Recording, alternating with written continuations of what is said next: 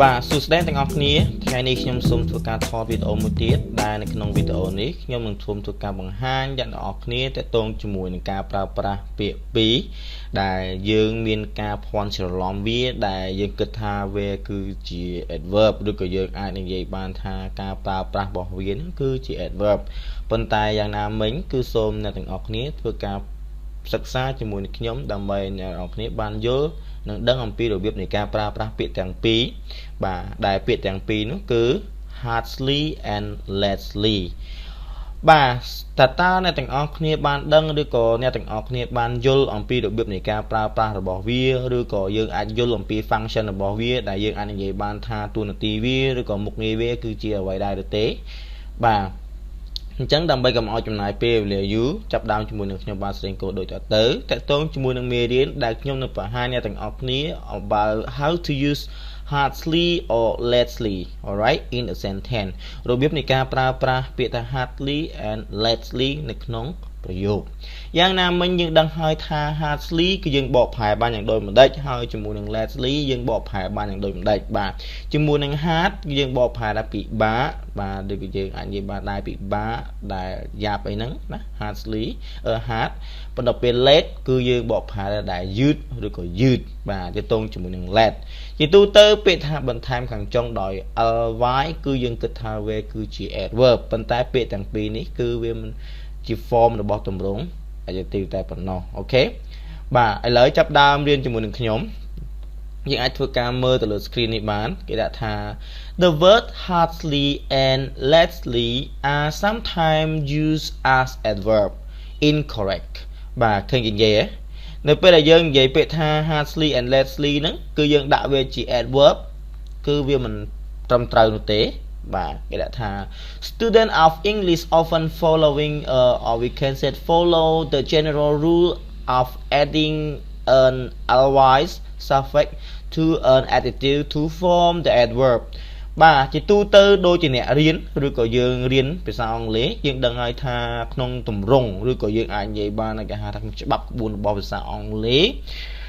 ក្នុងការ add ក្នុងការបន្ថែម ly បាទ suffix គឺជាអក្សរឬដែលយើងបន្ថែមចុង pre ដើម suff ចុងអាហ្នឹងយើងនិយាយអញ្ចឹងណា prefix គឺការបន្ថែមដើម suffix គឺការបន្ថែមចុងសូមបើកវងកញ្ចក់ដល់ហ្នឹងបន្តិចដូចជា prefix មានន័យឧទាហរណ៍ថា immediately ឬក៏ immediately អូខេបាទនេះគឺខ្ញុំវងកញ្ចក់បន្តិចឲ្យអ្នកគ្នាយល់អំពី prefix ហើយនិង suffix អូខេបាទឥឡូវនេះយើងចាប់ដើមមើលទៅលើពាក្យថា ly បាទគឺយើងបន្ថែមខាងចុងដើម្បីគេ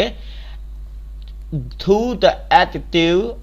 to form the adverb នេះវាជា adjective ដែលយើង form វាទៅជាទម្រង់ adverb ណាប៉ុន្តែគេបញ្ជាក់ទៀតថា this rules does not apply to the word hard and late ប៉ុន្តែយើងចំណាំពាក្យដែរថាពាក្យពីរហ្នឹងទម្រង់ហ្នឹងគឺមិនអាចដាក់វាទៅបាននោះទេចំពោះពាក្យថា hard ហើយជាមួយនឹង late ពីព្រោះថា they are additional verb បាទពួកវាគឺជាទម្រង់កិរិយាសព្ទមិនទៀងទម្រង់គេហៅថាគុណកិរិយាដែលគុណកិរិយាមិនទៀងទាត់អូខេបាទតើឥឡូវយើងមើលខាងក្រោមអស់គ្នាទម្រង់ដែលយើងគួរនិយាយហើយទម្រង់ដែលយើងមិនគួរនិយាយដែលគេអាចដាក់បានថា don't say ណាកុំនិយាយថា her supervisor make her work very hardly គេដាក់ hardly ណាយើងឃើញប៉ុន្តែគេថាកុំយើងមិនអាចដាក់អញ្ចឹងបានទេយើងនិយាយថា her supervisor make her work very hard យើងដាក់តែ very hard ទៅក៏បានហើយ hardly ហ្នឹងយើងចង់មើលន័យថាម៉េចបើអ្នកដាក់ហ្នឹងបាទយ៉ាងពិបាកអីលំបាកមែនបាទជាទូទៅ ly ខាងចុងយើងបន្តច្រើនបកប្រែយ៉ាងលំបាកយ៉ាងហត់អីហ្នឹងយ៉ាងអីគេយ៉ាងច្រើនហ្នឹងក៏យើងនិយាយ hardly ប៉ុន្តែយើងអត់ដាក់អញ្ចឹងបានទេណាយើងដាក់ very hard អូខេបាទសូមមើលខាងក្រោមតិចទៀតជាមួយនឹង late គឺយើងមិនអាចនិយាយបានថា don't say I often get up lately if I don't set my alarm clock អញ្ចឹងគាត់ថាគាត់តែងតែក្រោកឡើងយឺត dạng dư thế percent bà quát mình bạn đã mong rule phần tay cái lại nó cứ có đây đại chẳng tế nhưng đã ta thà I often get up late if I don't set my alarm clocks cái nhé bà ta vẫn cứ dương tôi cho ba này late cứ dương ảnh vô lại ok bà nó chỉ mùi nâng ca pra tệ tôn chỉ mùi nâng late hai chỉ mùi nâng hardly cứ trong sân khơm tha nè tầng ọp ní ai nâng thua ca follow hai nâng ai đăng hói dương chăm cái lại nắng đầm bay thua ca pra vía cũng mọi khổ dạng nào mình cứ nhóm men reference một nhóm này là cho nói năm to hai xin muốn sẽ phớ còn nhóm men ca anh nhát ở thua ca bằng hai to đáแต่ตรงจมูกหนึ่งสเปอร์นี้คือก็เกย์ปรับอันปีกันเลือดดำใบโจกเจหรือก็แกหาทางกันเลือดดำใบยัง improve your English very well ซื่อหนึ่งแต่ตรงจมูกหนึ่งอย่าใครมัดกล่าวสมบูรณ์ที่ซาดำใบยังตัวบานโจกเจในขนมภาษาอังกฤษบอกอย่างจังหวัดยมอาจนั่งโยมอันวอดได้ยมกระทาเวียสูสำหรับในต่างออกนี้ปัญตายมกระทากูแต่บางฮานเตอร์บางฮานตกไอ้โกนมือกับบ้านฮานตกไอ้ครูนายเรียนได้กับบ้านเลยดำใบเจียบจอการจองกรองตกสำหรับครูนายថ្ងៃអនាគតឬក៏នៅថ្ងៃមុខទៀតអញ្ចឹងខ្ញុំសង្ឃឹមថាអ្នកទាំងអស់គ្នានឹងបានដឹងហើយនឹងបានលើតាមរយៈចំណុចដែលខ្ញុំចែកម្លែកទៅលើសង្គម YouTube នេះហើយយ៉ាងណាមិញគឺខ្ញុំសូមឲ្យអ្នកទាំងអស់គ្នាជួយធ្វើការ comment ឬក៏ជួយចុច subscribe ប្រសិនបើអ្នកទាំងអស់គ្នាគិតថាវាអាច useful ដែលគេហៅថា useful and helpful to all of you អូខេអញ្ចឹងយើងចូលមកចំណុចទៀតកុំឲ្យវារៀងខ្លីពេកណាមេរៀននេះខ្ញុំនឹងប្រងបង្ហាញអ្នកទាំងអស់គ្នាតកតងជាមួយនឹងពាក្យថា enough នៅពេលដែលអ្នកទាំងអស់គ្នានិយាយពាក្យថា enough តើយើងដឹងថាការប្រើប្រាស់របស់វាយ៉ាងដូចម្ដេចហើយយ៉ាងណាមិញពាក្យវាបកប្រែជាខ្មែរយ៉ាងដូចម្ដេចដែរអ្នកទាំងអស់គ្នាបាទ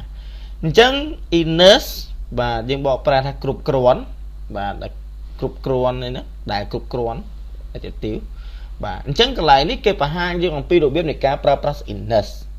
ណាតោះឥឡូវយើងចាប់ដើមជាមួយនឹងខ្ញុំដូចតទៅ Student of English often place the word enough in the wrong place នេះគេនិយាយទៀតគេថាអ្នកសិស្សអង់គ្លេសផងណាមានសិស្សខ្មែរយើងសិស្សអង់គ្លេសផងនេះតែងតែដាក់ពាក្យថា enough ហ្នឹងនៅកន្លែងខុសដែលយើងអាចថាកន្លែងដែលយើងមិនត្រូវដាក់វានៅក្នុងប្រយោគឬក៏យើងគិតថាកន្លែងដែលខុសយើងដាក់ទៅវាខុសនៅក្នុងប្រយោគ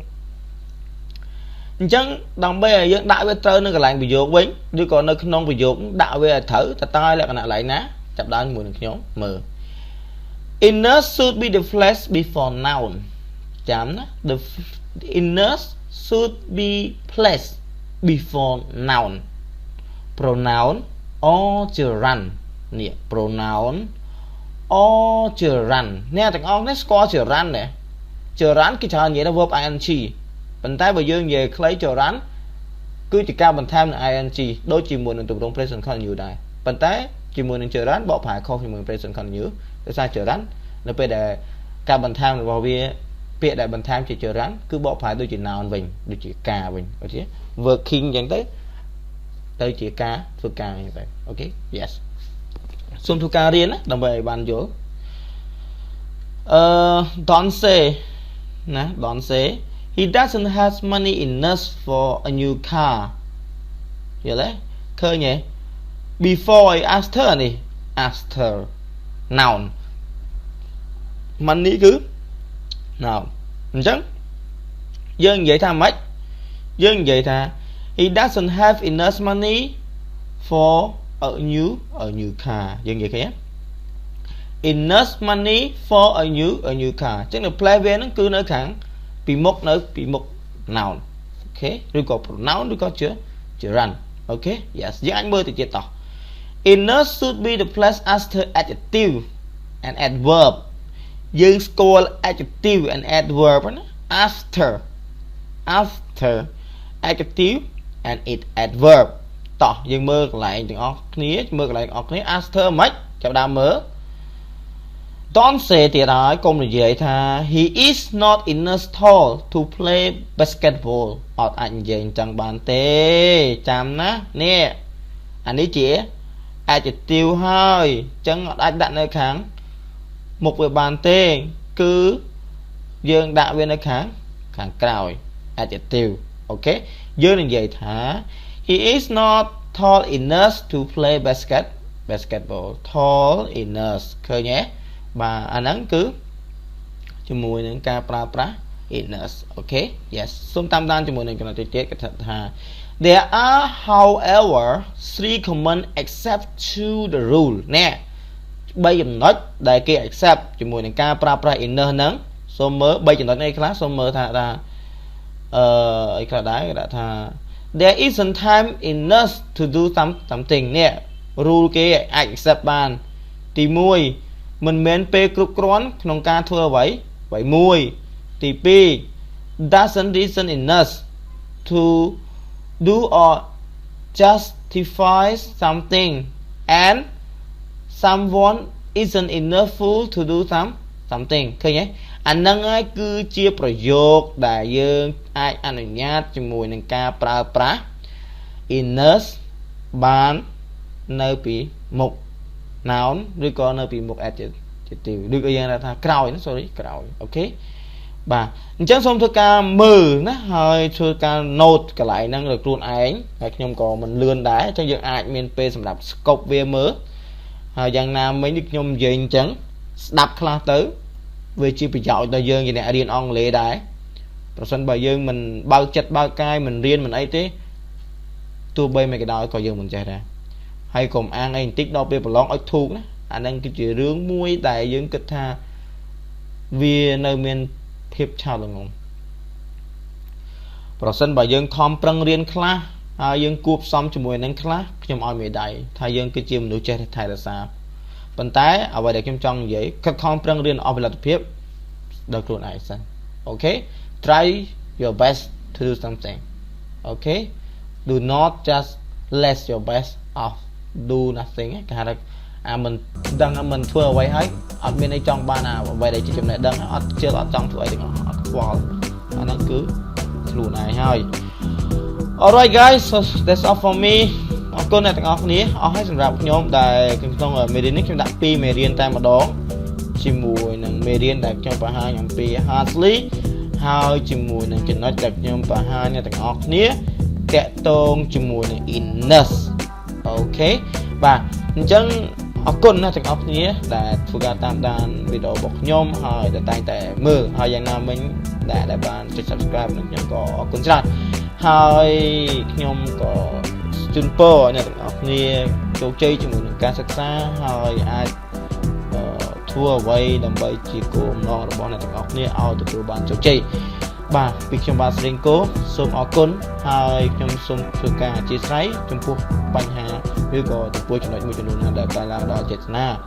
ហើយ please comment and asking me a question that related to the point that I just explained and you didn't get it